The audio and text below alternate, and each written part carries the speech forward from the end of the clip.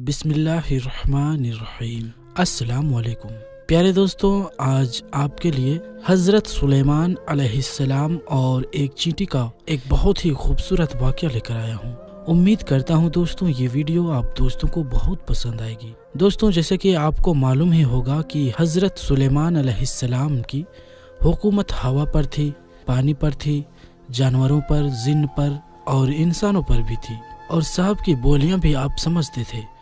एक दिन हज़रत सुलेमान अलैहिस्सलाम दरिया के किनारे अल्लाह की कुदरत का नज़ारा कर रहे थे तो देखा कि एक चींटी आई, मुंह में एक दाना, एक रिज़्क था, और ये खुराक, ये दाना लेकर दरिया के किनारे जा रही थी।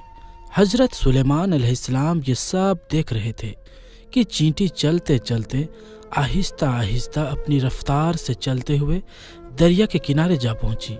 एक बहुत अजीब वाक़या इस दौरान आया कि जब ये चींटी दरिया के पास पहुंची तो दरिया में से एक मेंढक बाहर आया और मुंह खोला। चींटी इसके मुंह में चली गई और चींटी वापस दरिया में चली गई। ये सब अल्लाह के नबी देख रहे थे। कुछ देर बाद वो मेंढक फिर आया, उसने फिर मुंह खोला और चींटी उसके मुंह से बाहर आ गई। हज़रत सुलेमान अलैहिस्सलाम ने गौर किया तो एक फ़र्क महसूस हुआ कि इससे पहले चींटी जब मुंह में गई थी तो उसके मुंह में दाना था, एक रिज़्क था, जो अब उसके मुंह में नहीं है।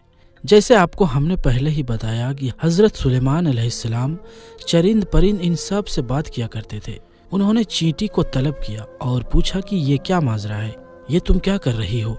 अभी तो मुंह में दाना लेकर पानी के अंदर में गई थी, कहाँ गई थी? तो चींटी कहने लगी, ऐ पैगंबर खुदा, ये समंदर की गहराई में जाकर दूर एक पत्थर है, ये पत्थर अंदर से खाली है, उस पत्थर के अंदर एक कीड़ा रहता है।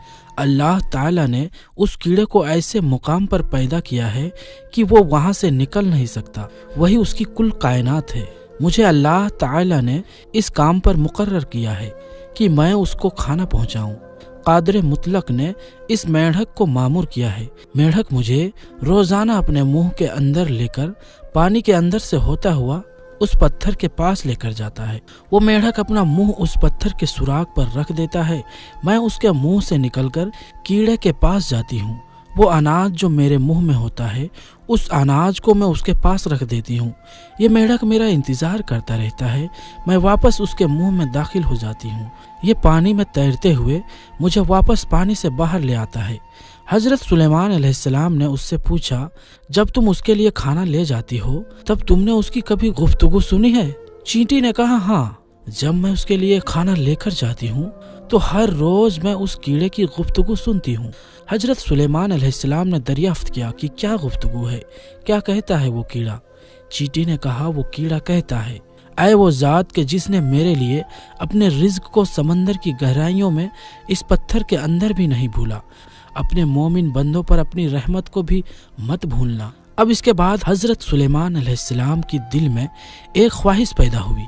यह ख्वाहिश खुदा न खास्ता किसी तकब्बुर की वजह से नहीं थी, मोहब्बत की सबब थी। क्या ख्वाहिश थी? कि एक दफ़ा अल्लाह के मखलूक को मैं खाना खिलाऊंगा, अल्लाह ताला के दिए हुए रिज़्क ही में से खिलाऊंगा। हज़रत सुलेमान अलैहिस्सलाम अल्लाह से हम कलाम हुए और अर्ज़ की कि ऐ मेरे माबूद, तू मुझे इजाज़त दे कि मैं तेरी तमाम मखलूक़ात को पूरे साल का खाना खिलाऊं, उनकी दावत करूं। ऐ मेरे रब, ये मेरी ख्वाहिश है। तो अल्लाह तबारक व तआला ने उनके पास वही भेजी और फरमाया, ऐ सुलेमान, तू इस पर हरगिज़ कुदरत नहीं रखता। हज़रत सुलेमान अलैहिस्सलाम ने एक मरतबा फिर दरख्वास्त की, या इलाही, मुझे सिर्फ 7 दिन की ही इजाज़त दें कि मैं आपके मखलूक़ात को खाना खिला सकूं। अल्लाह तबारक व तआला ने एक मरतबा फिर फरमाया, ऐ सुलेमान, तू इस पर कुदरत नहीं रखता। हज़रत सुलेमान अलैहिस्सलाम ने तीसरी मरतबा फिर फरमाया, ऐ मेरे परवरदिगार, मुझे सिर्फ 1 दिन की ही इजाज़त दें कि मैं आपकी तमाम मखलूक़ात को खाना खिला सकूं। अल्लाह तबारक व तआला ने तीसरी मरतबा फिर फरमाया, ऐ सुलेमान, तू इस पर कुदरत नहीं रखता। बहरहाल अल्लाह तबारक व तआला ने हज़रत सुलेमान अलैहिस्सलाम को 1 दिन की इजाज़त दे दी कि वो दुनिया की तमाम मखलूक़ात को खाना खिला सके। जब आपको इजाज़त मिल गई تو حضرت سلیمان علیہ السلام نے تمام جنات اور انسانوں کو حکم دیا کہ وہ تمام کے تمام ان چیزوں کو جو زمین پر حلال ہے، یعنی کہ گائے، بیل، بکریاں، دمبے وغیرہ وغیرہ، اور ان تمام چیزوں کو جو جنس حیوان میں سے ہیں، یعنی پرندے وغیرہ، ان سب کو جمع کر لیں۔ جنات اور انسانوں نے مل کر ان تمام چیزوں کو حضرت سلیمان علیہ السلام کے سامنے پیش کر دیا۔ بڑی بڑی دیگیں تیار کی گئی، پھر ان جانوروں کو ذبح کیا گیا اور ان کو پکایا گیا۔ آپ علیہ السلام نے ہواؤں کو حکم کیا کہ کھانے پر شیرین اور دھیمی انداز میں چلتی رہے تاکہ کھانا خراب نہ ہو سکے۔ ہوا چونکہ حضرت سلیمان علیہ السلام کے ماتحت تھی، اسی لیے ہوا شیرین اور دھیمی انداز میں ان کھانوں پر چلتی رہی۔ اس کے بعد حضرت سلیمان علیہ السلام نے دسترخوان بچھوایا جس کی لمبائی اتنی زیادہ تھی کہ اگر ایک انسان اس کے ایک سرے سے چلنا شروع کرتا تو دوسرے سرے تک پہنچنے میں اس کو 1 مہینے کا وقت گزر جاتا، اور اتنی ہی اس دسترخوان کی چوڑائی بھی تھی۔ جب تمام چیزیں تیار ہو چکی تو اللہ تبارک و تعالی نے حضرت سلیمان علیہ السلام کے پاس وحی بھیجی اور فرمایا، اے سلیمان، تو مخلوقات میں سے کس سے دعوت شروع کرے گا؟ آپ حضرت سلیمان علیہ السلام نے فرمایا، اے میرے پروردگار، میں دریا کے جانوروں سے شروع کروں گا۔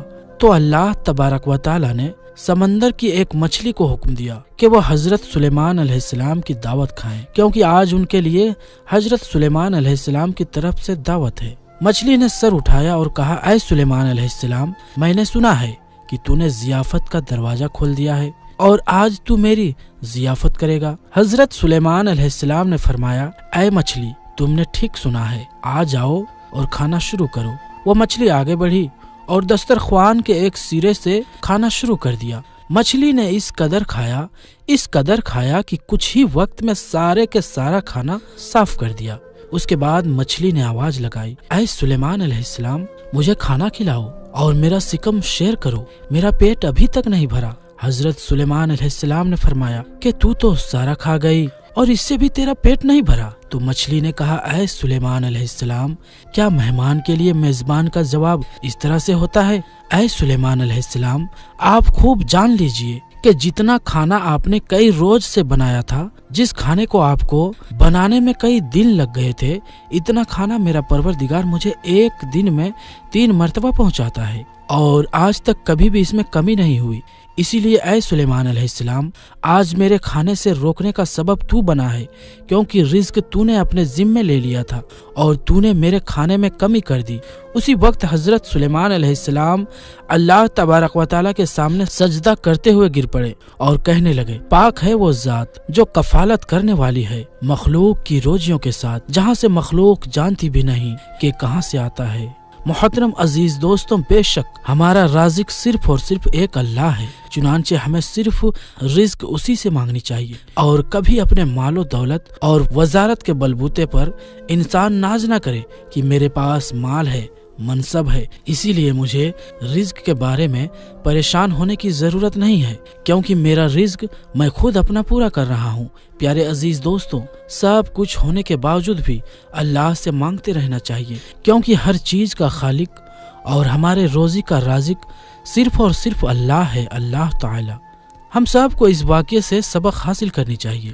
آخر میں اللہ تبارک و تعالی سے یہی دعا ہے کہ اللہ تعالی رسول خدا صلی اللہ تعالی علیہ وسلم کے صدقے طفیل ہمیں تمام انبیاء اکرام، تمام اولیاء اکرام سے محبت کرنے کی اور ان کا ادب و تعظیم کرنے کی توفیق عطا فرمائے، اور ہمیں ہر برے کام، ہر برے اعمال سے بچائے رکھے، اور صراط المستقیم کی راہ پر چلنے کی توفیق عطا فرمائے، آمین یا رب العالمین۔